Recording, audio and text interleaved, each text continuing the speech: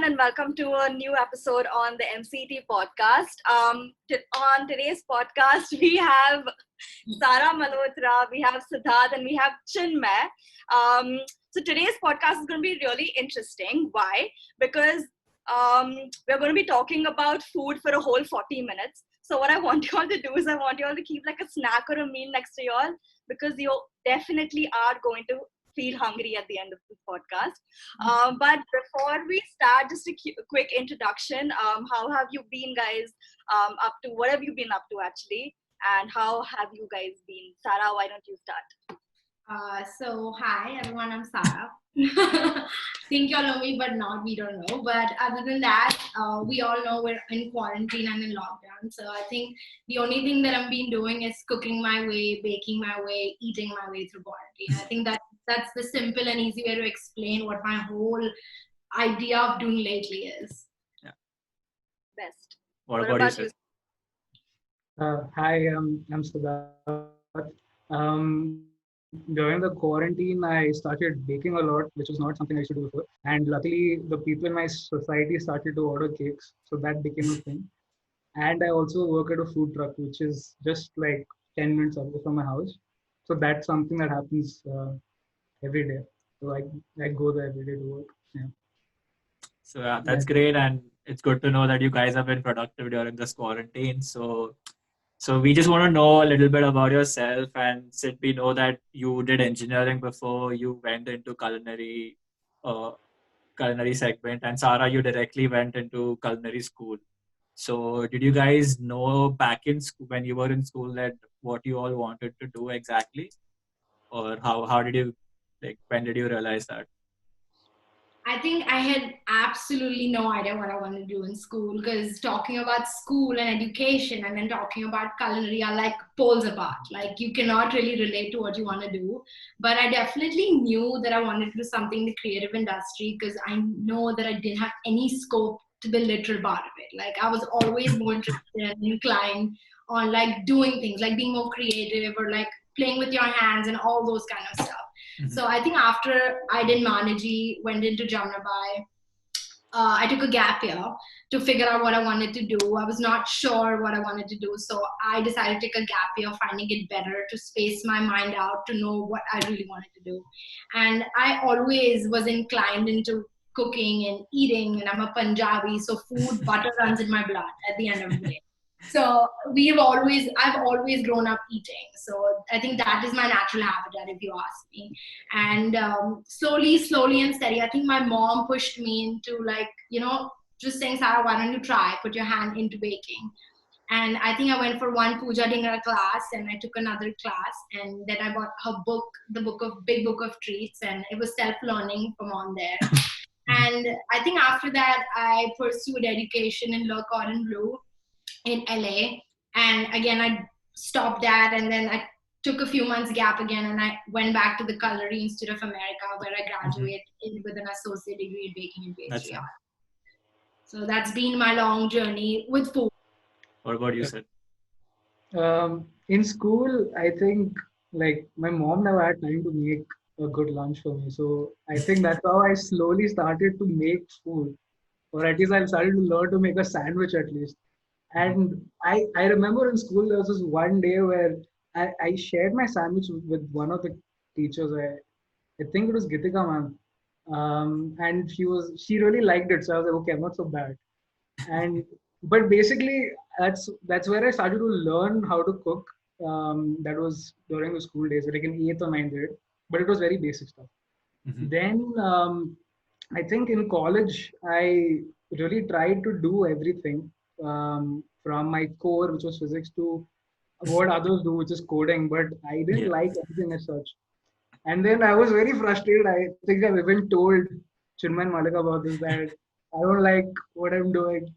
And I think somebody just said that in their college, which was abroad, they have a student-run cafe, and there's not a thing like this in India. There was no college in India that had a student-run cafe. We have groups for music, we have groups for fine arts, painting, dramatics, dancing, but we don't have a group for cooking in any college in India. So I thought maybe I should start that. So in college, I think my last 2 years, which was my fourth and fifth year of college, I dedicated most of my time to starting a cafe, which Mhm. did happen. And once the cafe was established inside the campus, I just cooked. And every weekend, we would sell food to students. Like students would come and eat this, and every weekend the menu was different. So that's how that was like I wouldn't say that's a formal training as such or experience, but that was the first um like first surety that like this is what I want to do, and I'm sure about this at last that I want to cook. So then after college got over, I made sure that whatever I'm doing is something to do with food. So this is how like right now what I'm Yeah, doing is because of that's great. that. How nice. So, Sid, you spoke about how the first meal that you cooked was sandwich, and and you shared it with your school teachers. But do you guys remember that there have been recipes passed on by like our grandparents, our uncles and aunts, like from generations? Did you have anything going around like this in your family? Did you have a grandmother or a mother teach you certain recipes? Sid and Sarah both. Yeah, anyone can Anyone? start. I think for me, like I said before, like I've been born and brought up with food, whether it's desserts, whether it is food. Like my whole family plus point definitely has a sweet tooth.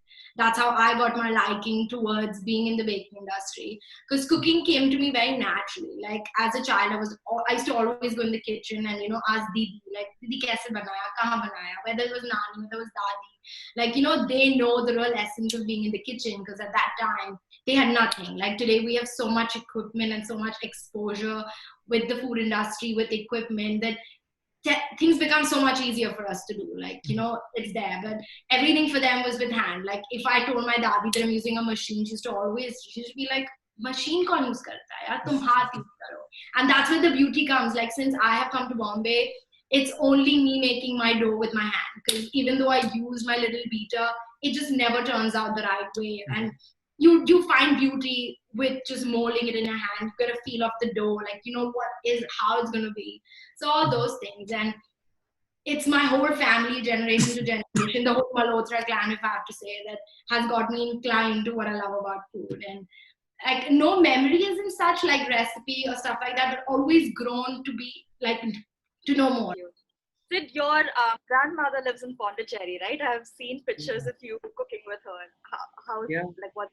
actually, I think the southern cooking that's there at my house is very different from other parts of South India, and it uses a lot of preservation techniques. Like a lot of the ingredients that goes into making our kind of sambar and curry or whatever's there, which is mostly seafood like fish curry and prawn curry, uses a lot of food things that are preserved for like a week. It is dried under the sun, like chilies and onions and a lot of spices, and then you make a mix out of that. And this is like it's basically like a very Indian concentrated umami. Basically, it's like a lot of flavor packed in, and then you use that in your sambar, rasam, curries, whatever it is. So that's there, and I feel that a lot of people, at least of our age, should really ask our grandparents about what is that one, because we all have this one family dish that is unique. Like for my case, it's my grandmother's prawn rice. That is not something you can find anywhere else. I'm very sure about that. So we all have this one dish, at least this one dish that only our grandmom can make, and we should definitely ask her how to make it, right? So even in the student run cafe, I made a point to tell all the people who were in the team that you guys should at least get to know about your family recipe, and then let's make a book out of it. Let's make a college book Yeah. that just has these recipes of your family. So at least it's preserved, because a lot of knowledge of Indian food is just disappearing. Tara, you said that you were more inclined towards baking and said you've also started baking now. So, what is it that drove you towards baking as such? See, I think chocolate is like, if I could, I would put that as my middle name. I think that's what drove me. As a kid, my dad used to get me the who's and who's of chocolate, like whether it's the Ferrero Rochers, the Toblerones, the Mars, the Twix. Like I remember whenever I used to travel overseas, I used to mainly wait for my box of chocolates more than my dad because I'll be like, I want to know what he's got. So I'd grown up eating all these things, and I was just inclined towards the creativity, colors, method, techniques, and precision, like all those things about baking. Like I was always intrigued. Like cooking, I could get a hang of, but when I started baking on my own, it was like I'm missing something. I'm missing something. Like it's hard to learn from a textbook when you're doing baking because you have to go through the entire process of it. And I did not get much out of it. Like how many classes also do I take? Because if I don't understand the basics of it, it's going to be hard for me to take on from there. So I think that's what drove me. I reached a point in my life where I was confused between taking culinary and baking. And I think one thing that did not allow me to take culinary was I didn't want to cut into saw meats, or like meat fabrications. And I was like, I'm doing that. I don't want to see a pig's head. Like I can eat a pig, but I don't want to see a pig's head and cut through it. So I think that was one drawback that said that no, Sarah, culinary, don't do culinary. It's fine. And as soon as like this is my calling, like I always knew baking was my calling. And Sid, what about you? Well, I still like cooking as much as baking. I mean, it's not a thing that I like one more than the other. Baking was something I always was so bad at. I'm still not so good at it because it's tough. I think Sarah knows that it's just very tough to ace. And I mean, cooking, I think some way is easier because like baking has a lot to do with not only getting the taste right, but also the aesthetics right. And I'm not a very aesthetic person. So I took a long time to, I mean, develop some sense of having that kind of an aesthetic that comes into making a cake.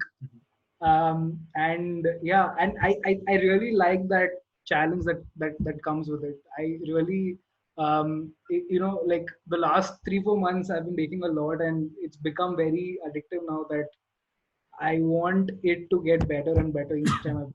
Okay, so considering the fact that the culinary industry, like cooking in itself, is a very unorthodox choice of career, especially amongst your Indian families. What kind of support did your parents give you, and how did that kind of push you to achieving a career in cooking, a profession in cooking? Any one of them will start. Sid, do you want to go first? Seriously. Well, actually, I honestly have not got that much support, to be honest. And everything I've done in the culinary space has been on my own. Basically, the good thing is that I got a degree in science, and like I have the ability to teach physics because I graduated with a bachelor's and master's in physics. So that gave me the chance to easily teach someone. Like a student can easily trust me to teach them physics. So that has all until now that has helped me financially, because cooking, as we know, and I think most people are aware of it, at least in the initial years, is not going to pay you a lot. And for a lot of people, it does not even pay them 1,000 rupees a month probably. Like it's sometimes you have to even intern for free for months. So luckily, the place where I'm working, the food truck, gives me decent money, and even the baking thing is giving me decent money. But still, my major income is coming through teaching. Basically, I am lucky to have this additional income to help uh, continue and pursue cooking. So yeah, the parent thing with me is not like there as such. But I think it's the case with a lot of people doing art, and I won't say that yeah after 12th if you show you want to do art, you do art, because you have to realize that it's not really going to pay a lot. Most art streams, even music, even dance, is not going to pay a lot, and you have to figure a way out. I think somehow you have to be practical about it, and figure a way out. And we all have our own ways. So this is my way for now. That's good. Commendable. So don't worry about it. I don't know what to say. At the end of the day, it's like, you're doing something that makes you happy and fulfilled to push yourself to even do what you're doing with physics and all of that. I think that's the balance that you have to create. Like, and Yeah. it's true, it's hard to explain that because a lot of Indian families think that being in the food industry or any kind of like creative field is not going to pay you much. I agree to that. But, it it takes time to grow. I think that's what everyone needs to understand in this industry. And I can't speak for that because I haven't really experienced working in India specifically. I've experienced working over there, so I can't really speak much about that.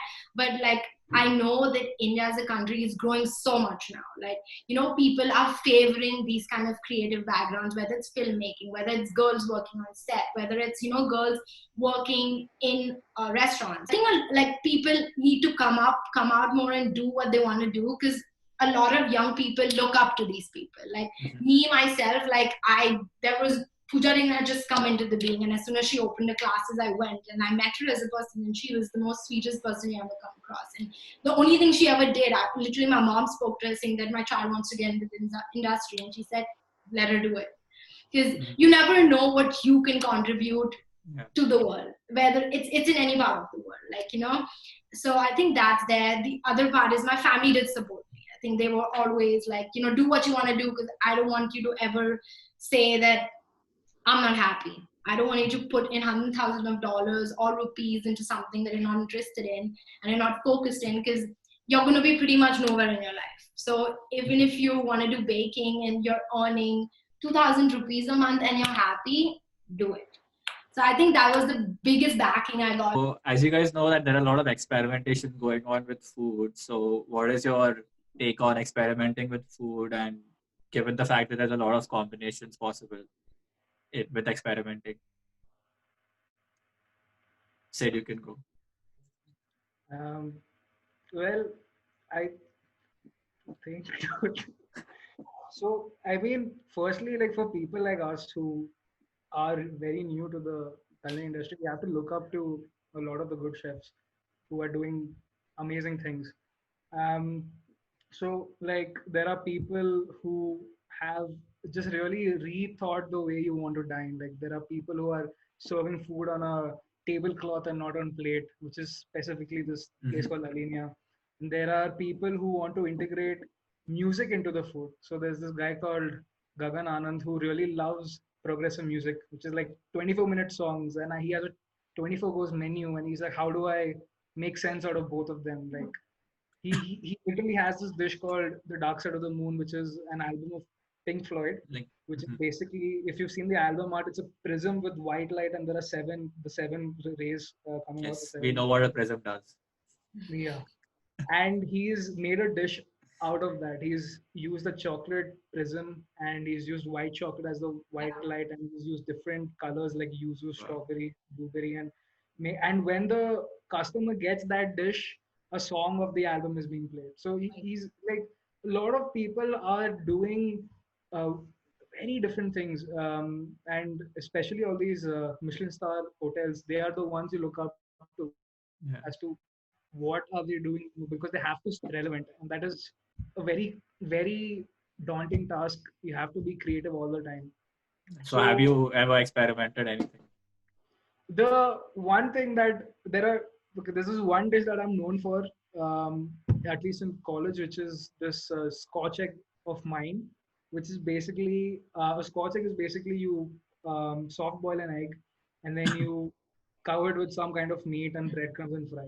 What I wanted to do was basically take off the yolk completely. So I use an injection syringe. When you boil an egg for 3.5 minutes precisely, and then put on cold water.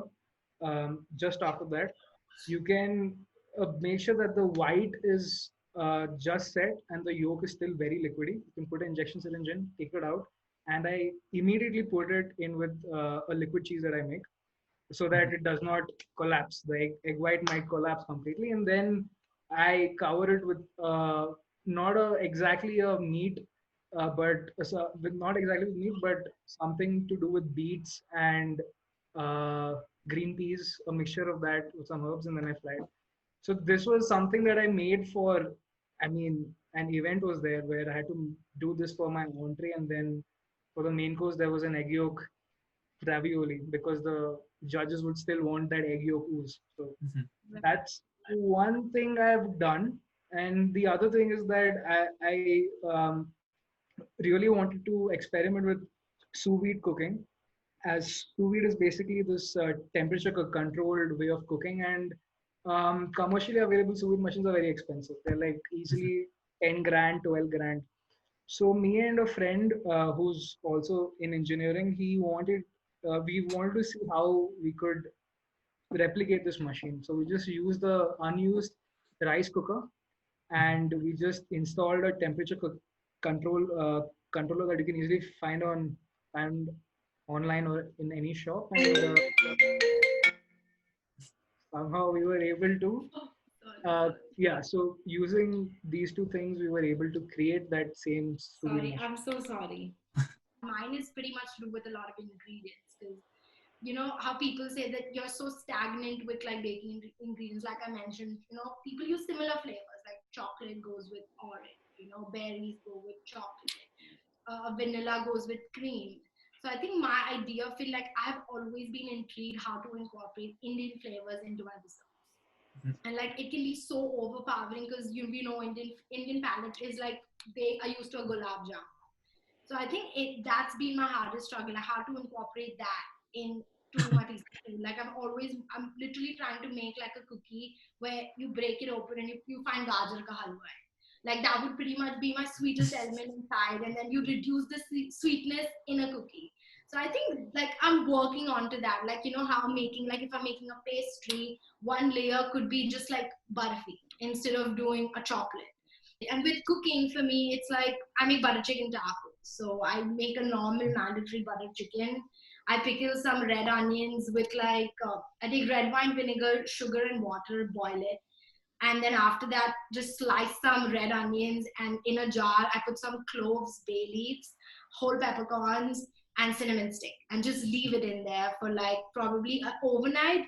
And the next day, just make my mint chutney, put it on a taco shell with the pickled onions, and you have like a modern version of butter chicken tacos, as they say. I think that's what excites people. I spoke about opening up a restaurant. So my next question was actually based on that. So if given a choice, what kind of restaurant would you guys open up? What kind of cuisine would you serve? Yeah, just like if it's a cafe or like a bakery or anything, it can be anything. You know, sky's the limit. Who wants to start? See? So Uh, I have always I've always wanted a cafe. Like I knew that as much as I love baking, I love eating. I just love eating. So I've always known that I want a cafe known to do with like breads. Like I want to be known for my breads. I think that's the vision I see till now. I don't see a lot, but I know that I want to be known for my breads, different kinds of breads and baked goods with an additional menu of food. Like, you know, simple kind of menu of like fresh salads and like crepes or rolls, like all those kind of things which match up to the palette of eating. As well as I want to endorse a lot of like coffee brands from all over the world into one cafe. So I think that palette of coffee and tea, because Indians love tea, and I always will take a little bit of Indian from me no matter where I am in this world. So I think those things, and definitely having a special in a menu, like I would put my butter chicken tacos, but just modernize it with like kind of an Indian ceviche in the taco. Like I don't know what I was going to do, but you know that Indian in me is always playing a role in what I want to do. And I want my cafe to have like a white Victorian look. Like I've always wanted to be like small, cute white and pink place, and those are my favorite colors. To just resonate with something me. And I know I want to name it Sarah. So like that's it. Like I just want to something that resonates with just me. I'm very interested to firstly like go to Japan and learn a lot of their techniques with seafood. So my end goal has always been that like I want to incorporate a lot of their techniques and skill into the kind of cooking my grandmother has been doing, and I'm pretty sure that will like come out with something. It'll be very very innovative. I think so. So mostly to do with seafood, mostly to do with southern flavors, but also incorporating some Japanese flavors and a lot of their. And yeah, it's gotta have. I mean, I'm a big fan of like music of Pink Floyd and King Crimson. I would really love to have some theme that reflects on the food as well. That music and the food somehow come together somewhere, which is a daunting task, but there's time to figure that out. So, like both of you mentioned that there are a lot of challenges involved in this industry. So, like if you had to pick like the top three, what do you think would be like the toughest challenges that you face in the kitchen and in this industry? Which You can say. I'll have a list. Mine won't end. I think every step of mine is a challenge in this industry. one is like it is a hard job. It's not like something where you can easily get a vacation or you can get a day off. It's not so easy to get basically an off, and the hours are long. Like you probably are working more than 14 hours easily a day, and you're working on weekends, and you're also going to work on the holidays. Like you don't get a Christmas break or so on. So basically, you should just be fine with that. That you don't, you may miss your friend's birthday. You can't do anything about it. You have to be fine with that. That your life is going to be probably inside the four walls of a kitchen for a very long time, and that should be always on your mind. That you are fine with that. You have to be comfortable with that idea. Secondly, and this is to do with not only India but everywhere in the world. The pay is less, and it is like a big reason why I feel a lot of the people who I know are into cooking never took it as a career. I met a lot of people in my college as well who did not want to be an engineer but wanted to cook, and they told me, "Sit like, even I want to be a chef, but I think I never took it because of the pay that's there." Yeah, so the pay is very less, and in India, I think on a relative scale, maybe it's lesser than some other countries, but yeah, it is less overall everywhere, and you should be fine with that. You should be fine with the fact that you're not going to. I mean, with that, basically, you should be fine with that kind of a lifestyle. Yeah. And the third thing is that, which is specifically to India, is that our notion of who a chef is and what a chef is has not. And I feel obviously it's up to us, the next generation, to make sure that it does not stay like that in the future when we are 30 or 40. It's not like that. That's completely up to us. But yes, a lot of people who love to cook do not take it to the next level solely also because of the log kya kahenge factor, which still is very dominating in Indian society. So these three things, I feel, I mean, at least for me right now, it's the biggest challenge. What about you, Sarah? So I would not say a challenge. Like I would go back to the start and I would say that if you really, really want to be in this industry, you have to put your mind and body into it. Because like Sid said, that it's never an end. Like you are not going to be there for most part of the year. Like it's hard to maintain a balance in this industry. Like you need to know what you want to do and how you want to do. You have to be focused and mentally strong. I think that's my first challenge would be you have to be mentally strong, because only then you can allow your body to work the way this industry allows you to.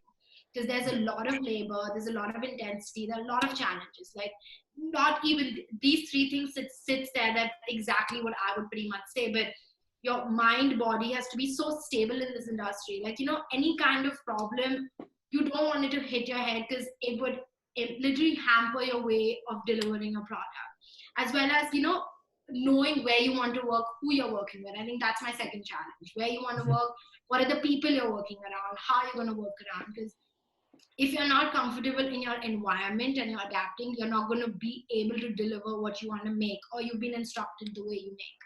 So, and the third thing would exactly be that, time. It's, you're not going, you're being in the cooking industry, you are working throughout the year. Your Diwali, Christmas, Thanksgiving, they're not considered holidays because you are working for the people. You're not working for yourself. Like, you're going to miss out on so much. And it's hard to create a balance in this industry until you reach a point in your life where you're like, you know what, I want to open my own place and then I can hand it over to someone else to take forward. What exactly is the future of culinary in terms of sustainability? Okay. So I think a lot of people are aware that you must have read on these debates that are happening that should we completely quit meat. The meat industry is causing a lot of global warming, Yeah. taking up a lot of forest area for cattle grazing and so on. Um, and a lot of people are turning vegans. I think the vegan community is increasing. Firstly, people have to understand how to effectively use all of their food. Like there's a lot more to like just a small example is you can, instead of throwing away your potato skin, the peels of the potato, you can use that to make a jam. And if you just go to YouTube and type Heston Blumenthal potato, the chef Yeah. Heston Blumenthal, he teaches you how to make jam using potato skin. People use all their onion peels, tomato peels, ginger peels, every Vegetable stock. discard to make a vegetable stock. And it's also up to chefs to educate people of how to effectively use their food, how to make tasty food using crops that are grown locally, how to also support your local farmers, because they are the ones who have a very good idea actually of what is to be grown in that soil and how to effectively grow a lot more. So I would say I agree to a lot what Sid has to say, but he said the actual farmer part of it. But actually in the kitchen, what I would say first, like he said, that you have to expand your cooking skills because no one's testing your ability to cooking, but knowing how to use one kind of ingredient in different forms, like that is very important. Okay, you're sourcing plums in your kitchen, you're using it for your main, try incorporating it in your dessert, try incorporating making a jam, making a chutney. So I think that is very important to expand your cooking skills. The next, I would also say, like he said, shop locally. Like, go to your farmers, ask what they're growing, how they're growing, when they're growing, because that also gives you a lot of knowledge as to what they can give you so much information as to what you can get, what you cannot get, because now a lot of crops are growing even though there's no season to it. And I think that's the problem with the farmers right now, because climates do not sustain that kind of crop, and that's the biggest cause of farmers suiciding or killing themselves because they cannot owe anyone. Find sustainable and easy practices as to try out new things. And one thing I think that everyone has to follow is eat seasonal. Like, season is a big play on in the food industry or in the kitchen or in the restaurant, because we will not be able to serve food if we do not get their produce. So if peach is in season, take peach in season. Do not ask for grapes.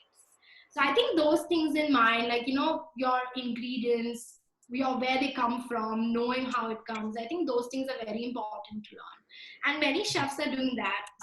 So the next question that I would want to ask you all is, for someone who is an aspiring cook or wants to get into the industry, what are the different courses, classes, or books that you would recommend to them? Sara, I think you should. I would pretty much say, if you want to do Indian cooking, the best source is go to the kitchen, ask your DDs and maids. Trust me, the knowledge that they are going to give you, a book is not going to fulfill, especially with Indian cooking, because it's never going to be, you're going to learn so much going to them in the kitchen, because they know so much more than even what a chef would know right now. And I'm being very honest. They know the tricks and do's and don'ts of being in the kitchen. Otherwise, in baking, I think the first book I bought is Pooja Dingra's Big Book of Treats, and was the biggest boon to me. Like, she has explained in a book what is lining a baking tray, what is binding a tart dough, like all those things in baking, which is so important to know, because those are your daily, those are your methods in the start to finish. Like, those come even if you don't want them to come, they're always there. Like, know what temperature is, know what tempering is, knowing what folding a dough is, knowing what is light and fluffy. All that information is written in a book, and that's the knowledge for a person who doesn't know anything about anything about baking is so important. Other than that, YouTube, best source. Like, how to make a Swiss meringue, it's sometimes hard to understand in a book. Even I wouldn't. So look it up. Like, don't be afraid to look up videos on YouTube and look up different. Do not come up to a conclusion and this is how you make Swiss meringue. Like, look up probably 10 or 12 different videos to see how each one of them are doing what they're doing. Like, because everyone has a different technique and method of doing what you have to do with cooking or baking. So when can we expect a book by you? Yeah. See, I told you, if I can't see myself in 5 years, I don't know when to write a book. So this is the you want a recipe, DM me, Yeah. Malhotra Sara, my Instagram page. Ask me as many questions you want. I will willingly answer and help you. I promise. Cupcake Sara. That will be a book's name. Yeah. I think you could just talk about the best schools in the world, because I don't know much about that. Okay, so with schools, I was not like, I know there's a really good school in Hyderabad, right? Hyderabad or Bangalore? Yeah, Culinary Academy. Hyderabad. Yeah, big Yeah, on. there's Yeah. a great school in Hyderabad. I think that's one thing I looked into, as well as after graduating from Manaji, I looked into Sophia's College because they are pretty much the only university that has a cooking course in it. So I think those two are the ones that I looked in India. But when I was researching to go to America, it was a riot. I did go to a lot of counselors, and that also was a process for me because you have to go to a counselor that fits your idea of where you want to be, where you want to fit. And I can pretty much tell you, I went to Binoy, the Eddie World, which is in Juhu right now, and he helped me throughout all my processes, looking up universities, taking care of paperwork, because those things you cannot do yourself. But other than that, like, you have to shortlist a list. Like, I knew which country you want to go to. Like, some people want to go to Switzerland, some people want to go to the UK, some people want to go to England to learn. Like, you have to know where you want to go. Only then you can have an idea as to what the place holds. Like, I always knew I wanted to go to Le Cordon Bleu, and I did want to go to Paris, but you need to know French going to Paris. And I miserably failed. Like 6 months of learning French, I knew I couldn't communicate in that language. So, and they also make it very clear that, you need to know French because a lot of communication that they do is in French, and you have to understand it. And I wanted to go to a country where I understood the language starters, because only then I would impart the knowledge that they're trying to say. Know that if you want to study overseas, you're very sure about knowing what you want to do, because it's hard to invest that kind of money and say that this is not meant for you. Like, it's just hard. So be very sure that, this is what you want to do and this is where you want to go. And it's not that you only have to do a degree. Like, there were a million courses you can do. There are summer courses for 3 months. There are associate degrees, which I did, which was for 21 months. There's bachelor degrees. There are diploma courses, certification. So now you have like literally the whole culinary world is your oyster.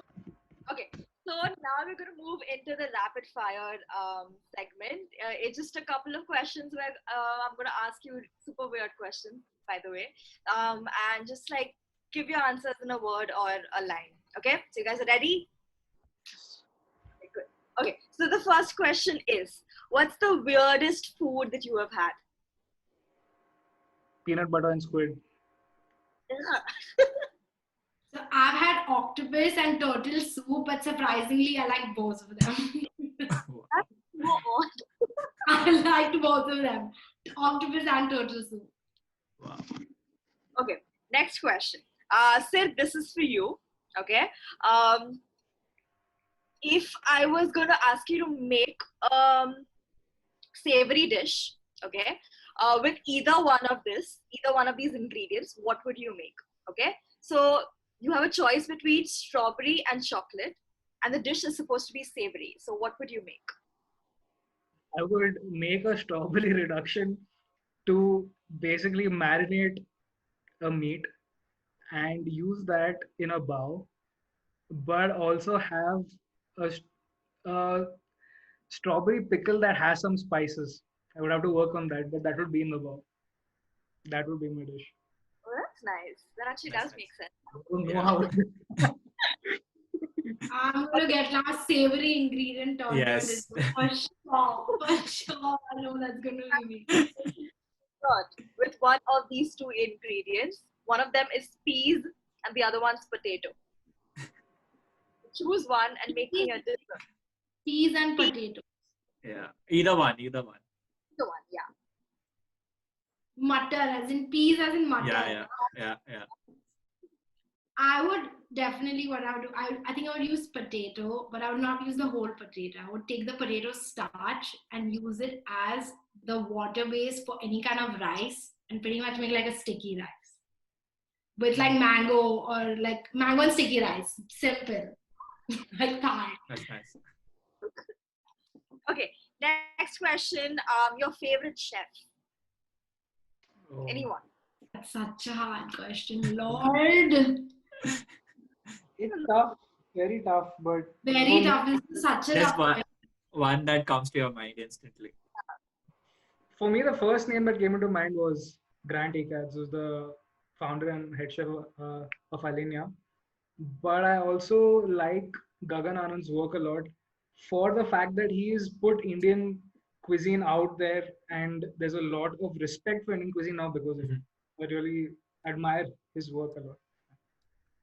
So I'm a little biased because I've worked with Sujan Sarkar in San Francisco and he's an Indian chef. So him, but I also am very fond of an Australian chef called Gary Mayhem. I think I love him. Okay, so the next one is basically, so if you had to choose one meal that you could have twice a day, 7 days a week, what would it be? Prawn rice. What do you say? Prawn rice. The grandmother's prawn rice. I have two.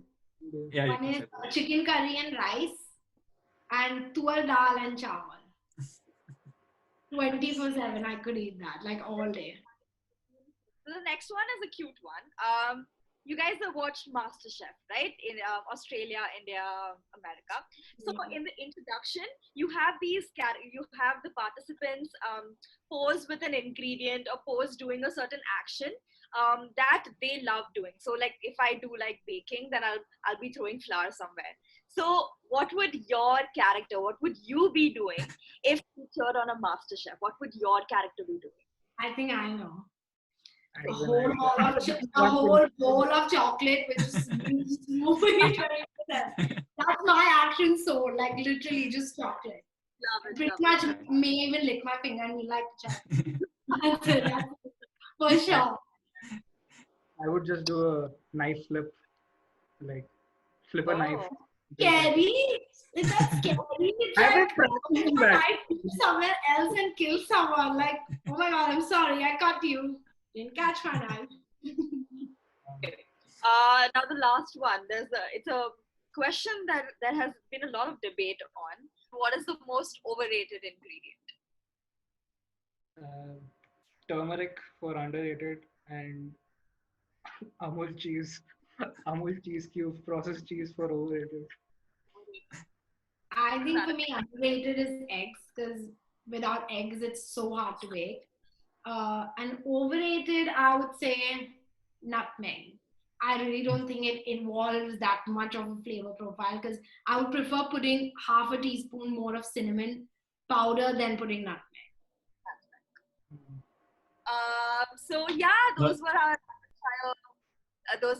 rapid fire questions. Thank you for playing. I think the answers that you all gave were really interesting and were really rapid. So thank you.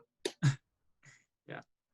So guys, it has been great talking to you all, and I hope everyone who watched this episode is hungry, and I hope you've eaten that snack now. And before ending this, Sid and Sarah, is there something that you want to tell us? Sid, how about you? I would just like to say thank you so much for seeing this, and I hope we've really been helpful in some way. If you're someone like us who's confused about entering the culinary world or not, I hope we were able to be of some help. And you can obviously contact any of us if at any point you want to ask us something. You can obviously ask us anytime. I would just say thank you all for considering food one of the categories of people doing what they want to do with their life. Other than that, everyone don't get back down. Or if you're in the 7th or 8th grade right now in Maniji, don't get back down if you don't know what you want to do. We didn't know as well, trust me. we're 24 right now, and now we know what we want to do and we're following our path. But other than that, just follow your heart and do what you have to do, and everything is going to take its course in time. And all the Cooperites out there, like, subscribe, and share. Share this with. Do it Thank you. right now and go eat. Yeah. Thank you.